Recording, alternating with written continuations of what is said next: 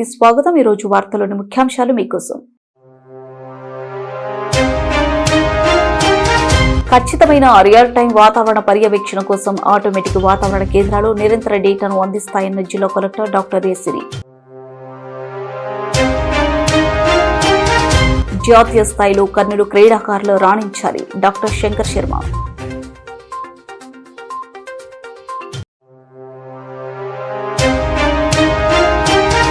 మహిళపై అత్యాచారం చేసిన నిందితులను అరెస్ట్ చేయాలని ప్రజా సంఘాలు ఆందోళన.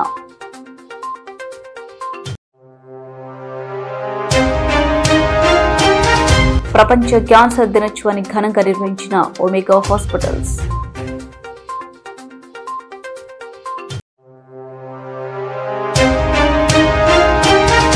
60 లక్షల లీటర్ల కల్తీ నెయ్యి స్కామ్ పాల్పడినది ఆంధ్రప్రదేశ్ గత వైసీపీ ప్రభుత్వమే. జనసేన. ఓర్వకలు మండలం నన్నూరు గ్రామంలోని ఏపీ ట్రాన్స్కో కార్యాలయ ఆవరణంలో ఏర్పాటు చేసిన ఆటోమేటిక్ వాతావరణ కేంద్రాన్ని కలెక్టర్ పరిశీలించారు. ఈ సందర్భంగా కలెక్టర్ మాట్లాడుతూ ప్రస్తుతం ఆటోమేటిక్ వాతావరణ కేంద్రాలు ఆర్టీజీఎస్ కు అనుసంధానం అయ్యాయన్నారు. ఈ కేంద్రం ద్వారా వర్షపాతం, నేలలో తేమ, వాతావరణ పీడనం, గాలి, ఉష్ణోగ్రత వంటి వివరాలు ఆటోమేటిక్ గా ఆన్లైన్ లో నమోదవుతాయని తెలిపారు. తుఫాన్ లాంటి ప్రకృతి వైపరీత్యాల సమయంలో ముందస్తు హెచ్చరికలు జారీ చేయడానికి, వ్యవసాయ ప్రణాళికలు రూపొందించడానికి సంబంధిత వాతావరణ కేంద్రం కీలక పాత్ర పోషిస్తుందన్నారు. ఈ కేంద్రానికి సంబంధించిన యంత్రాల నిర్వహణలో ఎలాంటి లోపాలు లేకుండా చూడాలని, ఏవైనా సాంకేతిక సమస్యలు తలెత్తితే తక్షణమే పరిష్కరించాలని కలెక్టర్ సంబంధిత అధికారులను ఆదేశించారు. కార్యక్రమంలో CPO Bharati, DYSO Bhaskar, Ramanjaneyulu, ASO Sarala Kumari తదితరులు పాల్గొన్నారు.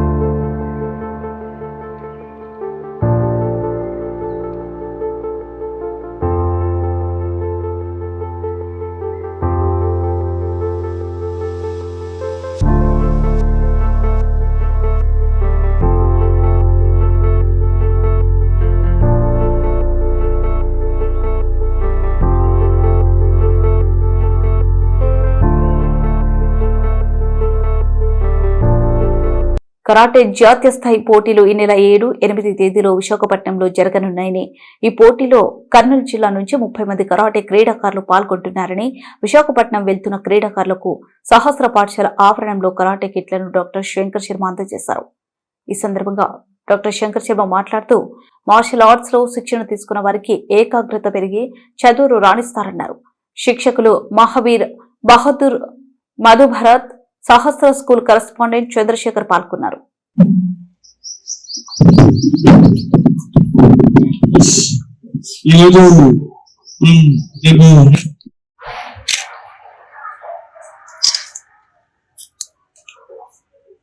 గ్రూప్ లేకుండా నాకు 9%.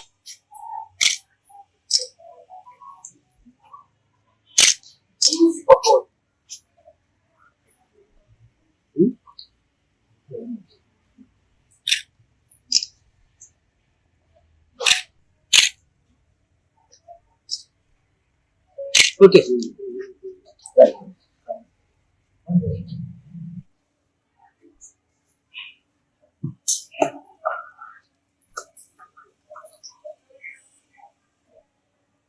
Sir.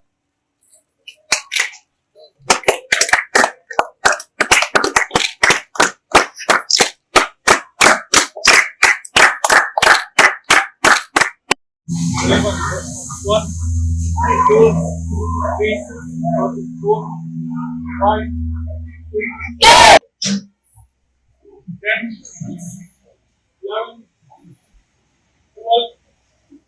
12. వీళ్ళు కరాటేలో శిక్షణ పొంది ఇక్కడ కర్నూలులో రేపు ఈ కర్నూలు కరాటే మార్షల్ ఆర్ట్స్ వాళ్ళ ఆధ్వర్యంలో వైజాగ్ కు వెళ్లి 8th, 9th national karate championship programme లో పార్టిసిపేట్ చేసి మెడల్స్ తీసుకురావాలని వాళ్ళను ఆశీర్వదించి వాళ్లకు ఇతోధికంగా నా చేతనైన దగ్గరికి ఉత్సాహభక్తిగా కొన్ని కరాటే పరికరాలు, దుస్తులు, ప్రొటెక్టివ్ కేర్ అందించమని అడిగినప్పుడు రాఘవేంద్రకు నేను తప్పక నా చేతనైన సహాయం చేస్తా అని చెప్పడం జరిగింది. ముఖ్యంగా విద్యార్థులు మార్షల్ ఆర్ట్స్ లో ట్రైనింగ్ పొందిన వాళ్ళు 100% క్రమశిక్షణతో ఉంటారని నాకు సంపూర్ణ విశ్వాసం.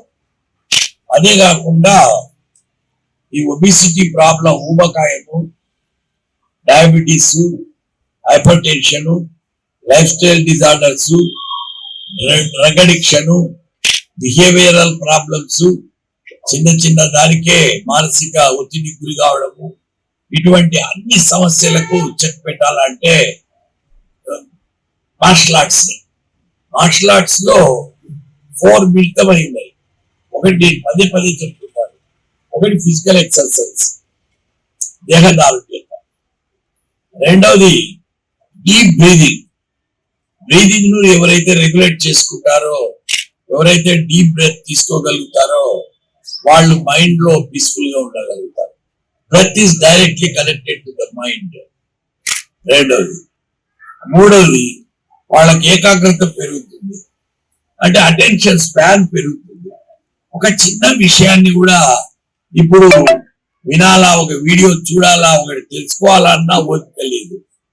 ఎందుకంటే ఇంటర్నెట్ వచ్చినప్పటి నుంచి డిజిటల్ యుగంలో, ముఖ్యంగా ఈ సెల్ ఫోన్ యుగంలో అటెన్షన్ స్పాన్, ఏకాగ్రత బాగా విపరీతంగా తగ్గిపోయింది. నెక్స్ట్ యోగా కూడా వీటిలో దాగి. సో బ్రీదింగ్, మెంటల్ సౌండ్నెస్, అదే కాకుండా ఎక్సర్సైజ్, ఇన్ని దాగి ఉన్నాయి వీటిలో. ఈ మార్షల్ ఆర్ట్స్ లో ప్రాక్టీస్ చేసే పిల్లలు ఫుడ్ కూడా కొద్దిగా ప్రోటీన్ ఎక్కువ తీసుకోవాలా, ఎగ్స్ అట్లాంటివి తీసుకోవాలా. నాన్ వెజిటేరియన్స్ ఫుడ్ బాగా తీసుకోవాలా. Vegetarians pulses, ground nuts, soybeans ఇలాంటివి ఎక్కువ తీసుకోవాల్సి వస్తుంది ప్రోటీన్ సోర్స్ గా. ఆకుకూరలు, కూరగాయలు, పండ్లు ఇలాంటివి తినడం వల్ల యాంటీ ఆక్సిడెంట్స్ రావడం వల్ల క్యాన్సర్ ఇట్లా ఫ్యూచర్ లో రాకుండా వీళ్ళ బాడీలో ఏ టాక్సిన్స్ ఉన్నా డీటాక్సిఫై అయిపోతుంది. ఎక్సర్సైజ్ అనేది డీటాక్స్ లాంటిది. ఇప్పుడుండే ఈ స్కూల్ కరికలాలో ఎథిక్స్. కర్నూలు మండలం దిన్నదేవరపాడు గ్రామ పంచాయతీ పరిధిలోని అంబేద్కర్ నగర్ లో మహిళపై అత్యాచారం జరిగిన నిందితులను శిక్షించాలని కోరుతూ బుధవారం కర్నూలు కలెక్టరేట్ గాంధీ విగ్రహం ముందు ఐద్వా కేవీపీఎస్ డివైఎఫ్ఐ ప్రజా సంఘాలు ఆధ్వర్యంలో ధర్నా నిర్వహించారు. 5వ జిల్లా అధ్యక్షులు శ్యామల అధ్యక్షతన జరిగిన ధర్నా కార్యక్రమాన్ని ఉద్దేశించి శ్రామిక మహిళా సంఘం జిల్లా కన్వీనర్ పి నిర్మల, కేవీపీఎస్ జిల్లా ప్రధాన కార్యదర్శి ఎండి ఆనందబాబు, డివైఎఫ్ఐ జిల్లా అధ్యక్షులు డి రాఘవేంద్ర, 5వ జిల్లా కార్యదర్శి కె అరుణ, బాధితురాలి కోడలు కృపమ్మ మేరీ మాట్లాడారు.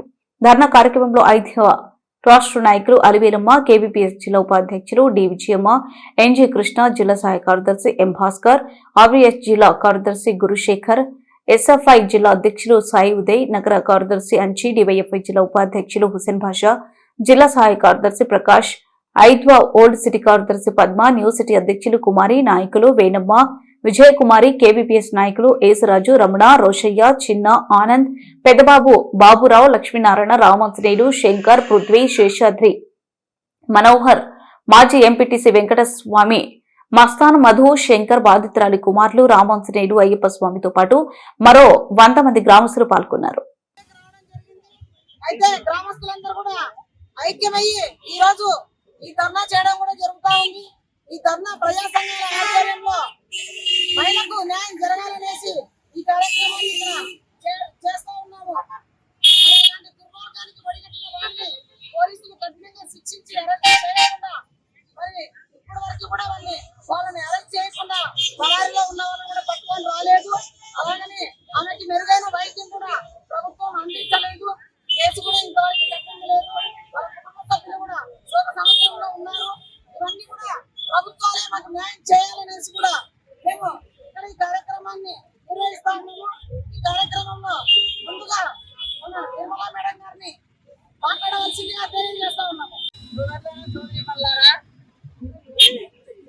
మండలం అంబేద్కర్ నగర్ లో ఒక మహిళ పైన అతి పాల్గొని అత్యాచారం జరిగింది. జరిగి కూడా 5 రోజులు అవుతా ఉంది.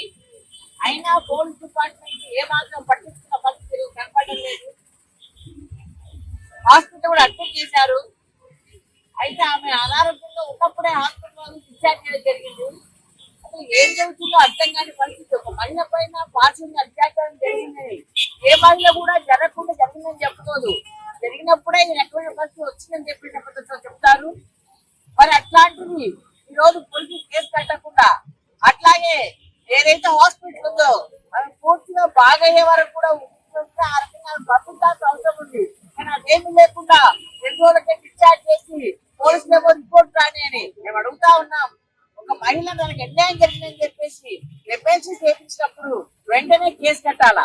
నువ్వు సరే అత్యాచారం జరిగిందా లేదా అని చెప్పేసి రిపోర్ట్ వచ్చిన తర్వాత నువ్వు ఓపెన్ చేయొచ్చు. కానీ ఆ మహిళ దాడి చేసినారు, కొట్టినారు, గాయాలున్నాయి, ఇబ్బంది పడుతుంది, అవన్నీ కూడా చూస్తా ఉన్నారు. అయినా కూడా కేసు పెట్టకపోవడం అనేది పోలీస్ డిపార్ట్మెంట్ కావాలని చెప్పేసి ఎవరైతే ఉన్నారో వాళ్ళకు ప్రలోభపడి ఆ రకమైన పద్ధతితో చేస్తుంది. దుర్మార్గమైన చర్య. పోలీసులే రక్షించాల్సిన పోలీసులే మహిళకు అన్యాయం జరిగిందంటే కేసులు పెట్టకుండా ఇంట్లో వైపు ఉంటే మరి మహిళలకు ఏ రకంగా రక్షణ కల్పిస్తామని చెప్పేసి మేము డిమాండ్ చేస్తా ఉన్నాము. అంబేద్కర్ నగర్ వాళ్ళందరూ కూడా వచ్చారు. ఇక్కడ అన్యాయం జరిగిందని చెప్పేసి ఇంత అన్యాయం జరిగితే కూడా ఎవరేమో మాట్లాడాలని బాధపడతా ఉన్నారు. రేపు ఆమెగా కాదు ఎవరు జరిగిన ఇదే పరిస్థితి అని చెప్పి చెప్తా ఉన్నారు. కాబట్టి ఎవరైతే బాధితులు ఉన్నారో ఆ బాధితులతో మాట్లాడి వెంటనే కేసు తీసుకొని నమోదు చేసి ఆ రకంగా టీచర్లు ఎవరైతే ఉన్నారో వాళ్ళని అరెస్ట్ చేయాల్సిన అవసరం ఉంది. ఇంకోవైపు ఆరోగ్యం బాగలేదని చెప్పేసి అట్లాగే ప్రభుత్వాన్ని డిమాండ్ చేస్తా ఉన్నాము. అట్లా ఎస్పీ గారిని కోరుతా ఉన్నాము, కలెక్టర్ గారిని కోరుతా ఉన్నాము. కలెక్టర్ గారు ఒక మహిళ, మరి మహిళకు అన్యాయం జరిగింది కాబట్టి మీరు తప్పనిసరిగా చర్య తీసుకోవాలి. ప్రజా సంఘాల ఆధ్వర్యంలో ఇక్కడ అంబేద్కర్ నగర్ లో జరిగినటువంటి మహిళకు అత్యాచారం పైన మనం వచ్చాము. నిన్న రాత్రి మాకు విషయము 9:30-10 గంటలప్పుడు విషయం తెలిసింది. పొద్దున్నే మా మహిళా సంఘంగా ప్రజా సంఘాలుగా అంబేద్కర్ నగర్ కి వెళ్ళాము. ఆమెను అక్కడ పరామర్శించడం జరిగింది. అక్కడ ఎవరో కాదు, ఆమె అన్న కొడుకు, వాళ్ళ బామర్ది, వాళ్ళ అన్న కోడలు నిద్రించిన టైంలో రాత్రి 1:30 గంటలకు వచ్చి ఆమెకు కట్టేస్తే కళ్ళు తెరిచి చూస్తే కళ్ళల్లో కారం కొట్టారంట. కళ్ళల్లో కారం కొట్టి చూస్తున్నాగానే ఆ చేతులు పట్టేసుకొని ఒకరు నోట్లో బట్ట పెట్టేసి ఆమె మాట్లాడకుండా ఆమెను అత్యాచారం చేశారు. ఇద్దరు కలిసి రఘు అనేవాడు, ప్రసాద్ అనేవాడు అత్యాచారం చేశారు. చాలా హింసిస్తున్నారు ఆమెను. మతి సున్నితం లేకుండా పడిపోయింది. ఆ పడిపోవడం వలన ఒక కర్ర తీసుకొని వచ్చి కూడా ఆమె శరీరంలో ఒక రాయి తీసుకొని కొట్టారు. అప్పుడు ఆమె మనసు స్థితం లేకుండా పడిపోయింది. మధ్యలో వాళ్ళ కొడుకు మెలకు వచ్చి పిల్లవాడు లేస్తే బయటకు వస్తే ఆమె దిగదిగా పడిపోయిందట. అయ్యో మా అమ్మ ఏంటి ఇలా పడిపోయిందని గట్టిగా అరిసాడంట అబ్బాయి. అరిస్తే పక్కన ఉన్న వాళ్ళు వచ్చి చూస్తే మా కోడలు వచ్చింది బయటకి. ఏంటి ఇలా పడిపోయింది అని చూస్తే వీడియో చేయండి అని వాళ్ళు అక్కడ ఉన్న వాళ్ళంతా వీడియో చేయండి అంటే వీడియో తీసాడు అబ్బాయి. ఆటో తీసుకురండి, హాస్పిటల్ తీసుకోపోదామని ఆ టయాన్ని హాస్పిటల్ తీసుకుంటూ అడ్మిట్ చేస్తారు. అక్కడ మరుసటి రోజు అంతా కూడా హాస్పిటల్లోనే ఉంటుంది. మళ్ళా మరుసటి రోజు ఆమె వెలుగులోకి వచ్చి నాకు అడిగితే ఎవరు వచ్చారు, ఏం చేశారు అంటే ఈ విధంగా వాళ్ళు వచ్చి నన్ను ఇట్లా పట్టుకొని నోట్లో బట్ట పెట్టారు, చేతులు పట్టేశారని చెప్పేసి ఆ విషయం చెప్పింది. ఇంటికి వెళ్తే కూడా అదే విషయం చెప్పింది. వాళ్ళు కంప్లైంట్ ఇచ్చారు. అయినా పోలీసులు ఏమాత్రం పట్టించుకోలేదు. ఇప్పటికీ 5 రోజులైంది. ఇక్కడ ఆ దుర్మార్గులను అరెస్ట్ చేయలేదు. ఏమాత్రం కూడా వాళ్ళు పట్టించుకోలేదు. ఇంత పెద్ద ఘటన జరిగితే కూడా, అత్యాచారం జరిగితే కూడా కేంద్ర రాష్ట్ర ప్రభుత్వాలు ఏం చేస్తున్నాయి? ఉన్నటువంటి వనితా హోంమంత్రి గారు ఉన్నారు. మహిళకు ఇంత అన్యాయం జరిగితే న్యాయం చేయకపోవడం ఏంటి అనేది మేము ఈ కేంద్ర రాష్ట్ర ప్రభుత్వాలను అడుగుతున్నాము. ఈ విధంగా ఎక్కడ చూసినా కానీ ప్రతిరోజు పేపర్ చూడాలంటే భయం, టీవీలో వార్తలు చూడాలంటే భయం. చిన్న పిల్లల నుంచి పెద్దవాళ్ళు 60 సంవత్సరాలు తగిన మహిళ ఎవరో 55 సంవత్సరాల మహిళ పైన అత్యాచారం జరగాలన్నా అట్లాంటి జరిగితే ఆ మహిళకు న్యాయం జరగకపోవడం ఏంటి? పోలీసు వచ్చి మా అత్తంతా తగ్గి మా అత్త కారం కొన్నారు.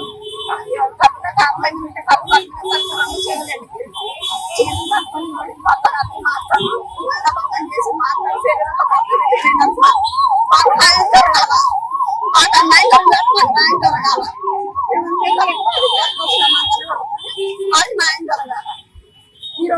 వాళ్ళకి జరిగింది ప్రపంచం అందరం జరుగుతుంది కదా, నాకు న్యాయం జరగాలని వచ్చినాం ఇంటికి. అందరికీ అడుగుతున్నా, అందరికీ నాకైతే న్యాయం జరగాలి. ఎవరు పట్టించుకోలే, అందరూ కరెక్ట్ వచ్చినాము.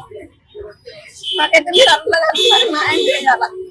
మేము అదే కోరుకుంటున్నాం, అందరూ వాళ్ళు న్యాయం చేయాలి. మాట్లాడుతుంది నా పరిస్థితి కాలేదు, హాస్పిటల్లో చూపిస్తున్నాం కాబట్టి వాళ్ళు చేసే వాళ్ళు గారు మా మీద మాకు ఏ యాక్షన్ తీసుకోలేదు, అందరూ కూడా పట్టించుకోలేదు. అందుకే మేము మాకు న్యాయం జరగాలని మేము తోడుకొని వచ్చినాము. మాకైతే మేము న్యాయం చేయాలి, మా ఊరు వాళ్ళని తోడుకొని వచ్చినాం. వాళ్ళనైతే శిక్ష ఇవ్వాలా, వాళ్ళ కేసు కావాలా, వాళ్ళు చేయాలి. Omega hospitals Kurnool unit February 4న యునైటెడ్ బై యూనిక్ అనే థీమ్ తో ప్రపంచ క్యాన్సర్ దినోత్సవాన్ని ఘనంగా నిర్వహించింది. గత దశాబ్దంగా కర్నూలు యూనిట్ లో ప్రపంచ స్థాయి మరియు సమగ్ర క్యాన్సర్ వైద్యం అందించడమే లక్ష్యంగా ఒమేగా హాస్పిటల్స్ నిరంతరం కృషి చేస్తుంది. మెడికల్, సర్జికల్ మరియు రేడియేషన్ ఆంకాలజీ విభాగాలలో అత్యాధునిక సాంకేతికతతో సేవలు అందిస్తుంది. 2015లో ప్రపంచ క్యాన్సర్ దినోత్సవం రోజునే ఈ ఆసుపత్రి ప్రారంభించబడటం విశేషం. ప్రపంచ క్యాన్సర్ దినోత్సవం సందర్భంగా క్యాన్సర్ అవగాహన మరియు నివారణపై ప్రజల్లో చైతన్యం కల్పించేందుకు ఒమేగా హాస్పిటల్స్ నుండి సి క్యాంప్ వరకు 5K వాక్స్ నిర్వహించారు. ఈ కార్యక్రమానికి విక్రాంత్ పాటిల్ IPS ముఖ్య అతిథిగా హాజరై కార్యక్రమాన్ని అధ్యక్షత వహించారు. కార్యక్రమంలో doctor Y Aditya, doctor K Sudheer Reddy chief medical oncologist, doctor B Ravindrababu chief surgical oncologist, doctor U Umamaheswarareddy chief radiation oncologist, వారితో పాటు ఆసుపత్రి వైద్య బృందం మరియు సీనియర్ సిబ్బంది పాల్గొన్నారు.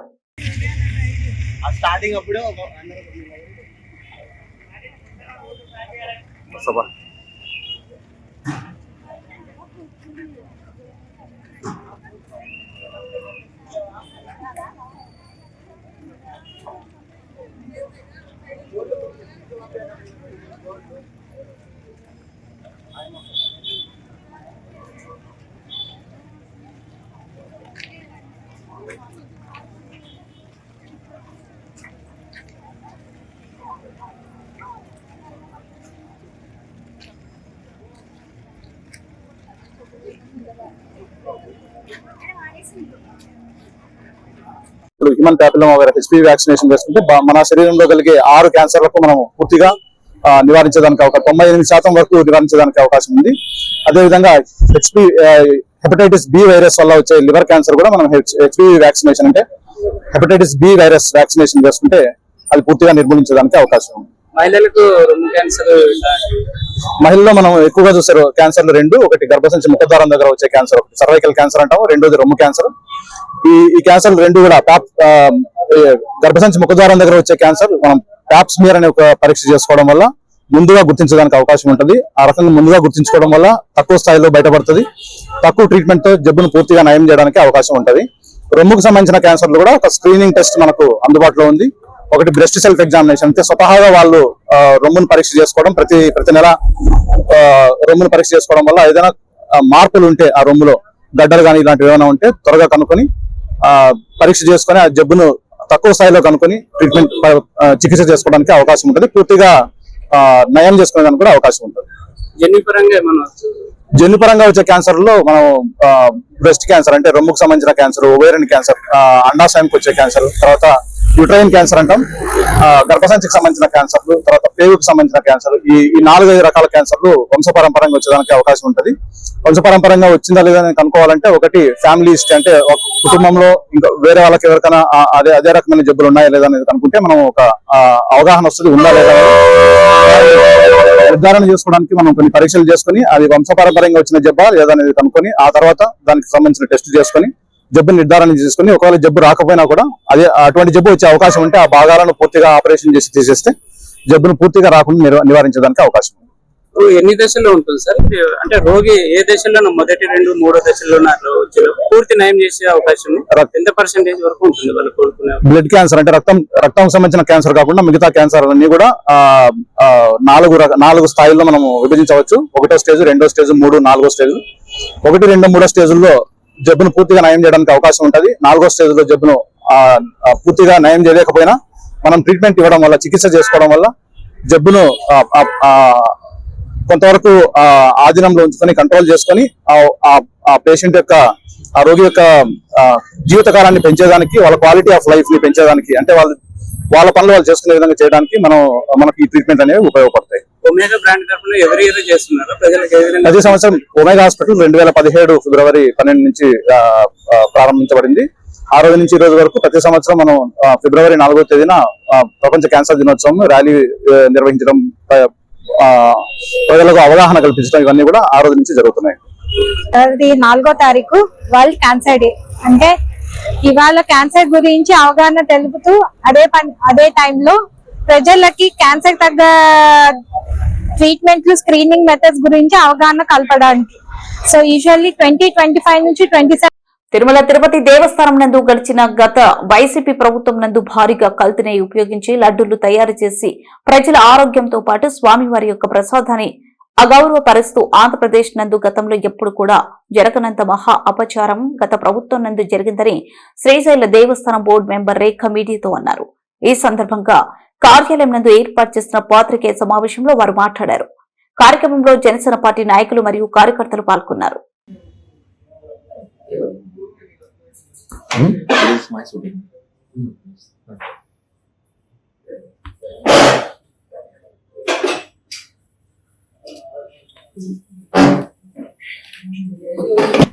మన అఖిలాండ కోటి బ్రహ్మాండ నాయకుడు వెంకటేశ్వర స్వామి కలియుగ దైవం అని మనం ఎంతో పవిత్రంగా ప్రతి ఒక్కరూ మనోభావాలతో ఆయనని దర్శించుకోవడం, లడ్డూని మనం ఎంత పవిత్రంగా తీసుకుంటామంటే, మనం ఎవరికైనా లడ్డూ తీసుకొచ్చి మన బంధుమిత్రులకు కానీ అక్కడికి వెళ్ళలేని వాళ్ళకి కానీ ఇస్తే కూడా మన పాదరక్షకులు వదిలిపెట్టి కూడా ఆ లడ్డూని స్వీకరించేటువంటి పరిస్థితి మనం అందరం కూడా చూస్తున్నాం.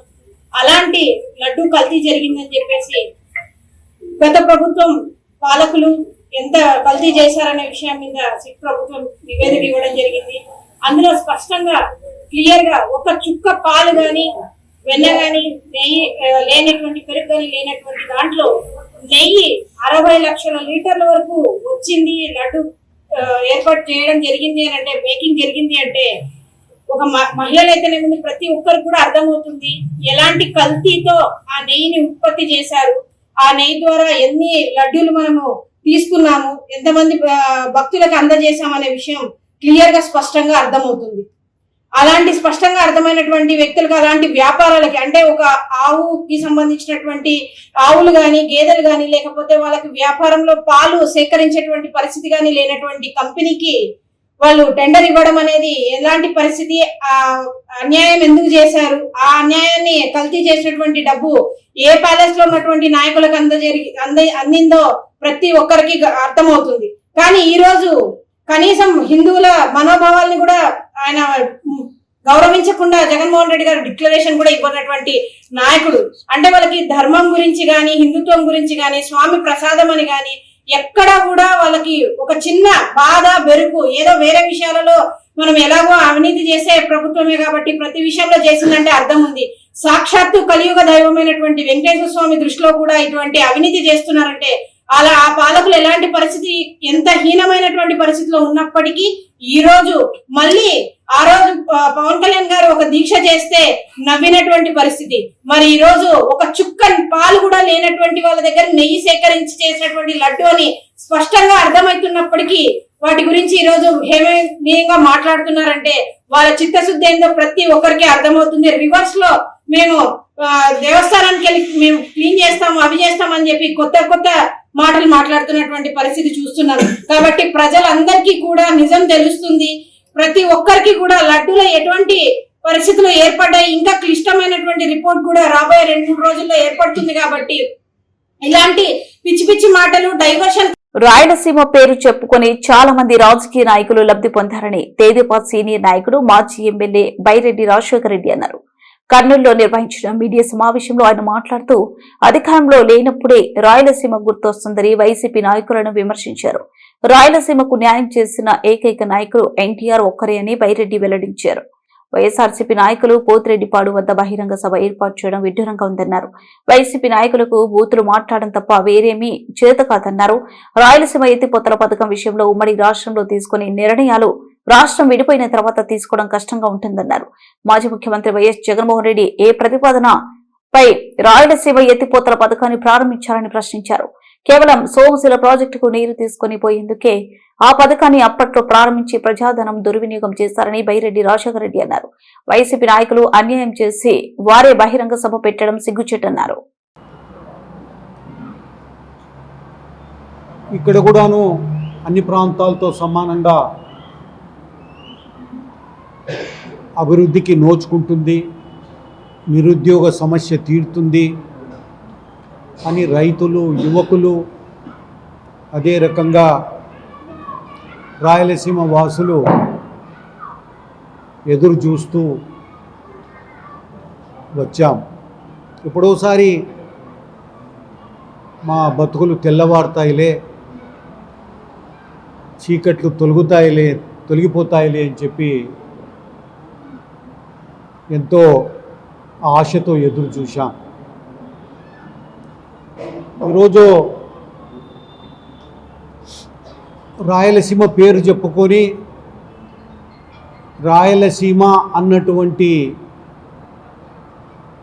ఇష్యూను, సబ్జెక్టును ముందుకు తీసుకొచ్చి చాలామంది రాజకీయ నాయకులు లబ్ధి పొందారు. అదే రకంగా రాయలసీమ అని వీళ్ళ నోట ఎప్పుడొస్తుందంటే, నేను మొదటి నుంచి చెప్తూ వస్తున్నా, ఎన్నో పాదయాత్రలు చేశాం, ధర్నాలు చేశాం, దీక్షలు చేశాం, చలో హైదరాబాద్, చలో ఢిల్లీ, అనేక రకాలుగా బస్సు యాత్రలు చేశాం, ట్రాక్టర్ యాత్రలు చేశాం రాయలసీమను బాగుపరచమని. అనేక రకాలుగా కేంద్రము, రాష్ట్ర ప్రభుత్వాల దృష్టికి తీసుకెళ్ళాం. ఈ నాయకులకు రాయలసీమలో అధికారము లేనప్పుడు రాయలసీమ మతికొస్తుంది, అధికారం ఉన్నప్పుడు ఎవడు మాట్లాడారు రాయలసీమను గురించి, అధికారం పోగొట్టుకున్నప్పుడు అప్పుడు రాయలసీమ. నేను మొదటి నుంచి చెప్తున్నా, ఈ వీక్నెస్, ఈ ప్రాంతంలో ఉన్నటువంటి నాయకుల వీక్నెస్. అధికారంలో ఉన్నప్పుడు ఎవడు మాట్లాడారు రాయలసీమను గురించి, అధికారం పోయినప్పుడు రాయలసీమకు నీళ్ళు అందడం లేదు, రాయలసీమ మోసపోయింది, రాయలసీమ కోసం పోరాడతాం. అధికారంలో వచ్చిన తర్వాత సులభంగా మర్చిపోతారు రాయలసీమను. ఇది వచ్చిన ఓ పెద్ద చిక్కు సమస్య ఇది రాయలసీమకు. ఈరోజు చూడండి,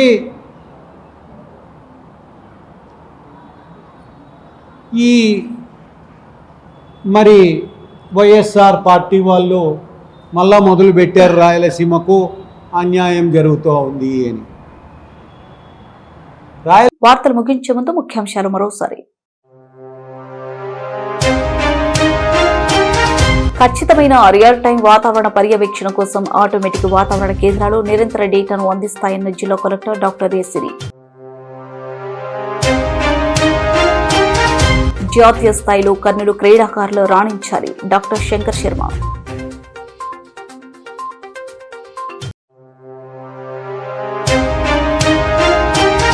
'మహిళపై అత్యాచారం చేసిన నిందితులను అరెస్ట్ చేయాలని ప్రజా సంఘాలు ఆందోళన.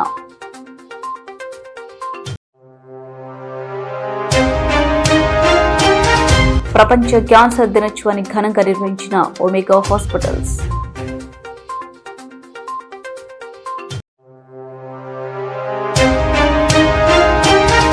$60 లక్షల లీటర్ల కల్తీ నెయ్యి స్కామ్ పాల్పడినది ఆంధ్రప్రదేశ్ గత వైసీపీ ప్రభుత్వమే. జనసేన.